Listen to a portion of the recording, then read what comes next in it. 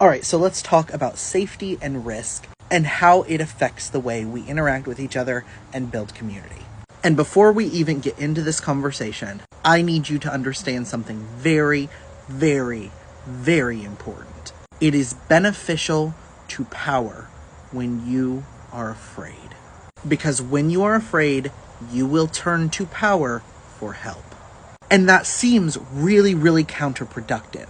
But it is something we have seen happen time and time and time again. The Red Scare, the Satanic Panic. Hell, we have an entire political party right now that is running their campaign off of fear. And we ask ourselves how people get to that point. And I think sometimes we forget that we are just as susceptible to that. We are very susceptible to having our fears exploited. For every human being on Earth, our fears and insecurities are our greatest weakness. And we have seen how this has played out on the right, but we on the left are not immune.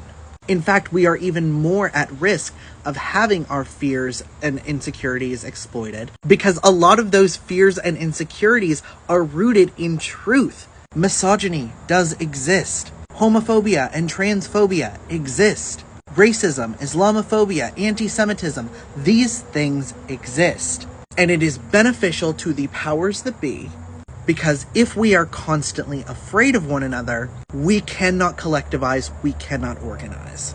That is why the individualism of this generation, especially on the left, often revolves around physical and emotional safety.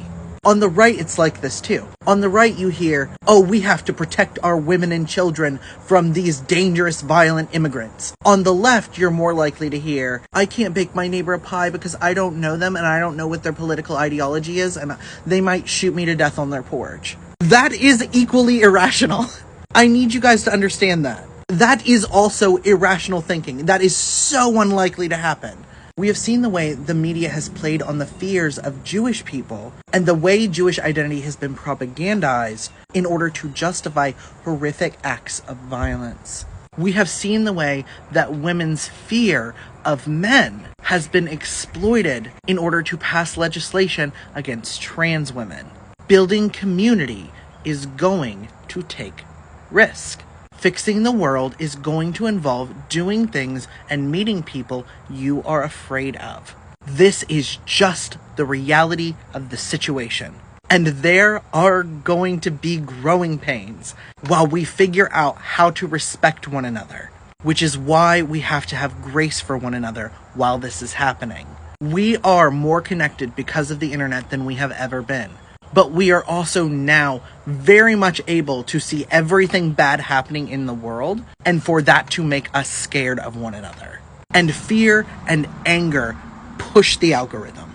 So what we are getting now is this very unrealistic view of a dangerous world. A world where everyone is bad and you're in danger if you walk outside your house.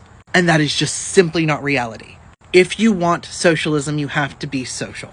If you want change, you have to work on your fear of other people. Because taking that risk is how we learn. We learn from our mistakes. We learn who we can trust and who we can't. And sometimes we are going to get hurt. And sometimes we are going to be inconvenienced. And sometimes people will let us down. But I assure you, I promise you, it is always, always worth the risk to try to collectivize with your community, to try to show each other grace, to try to understand one another, to try to do right by one another.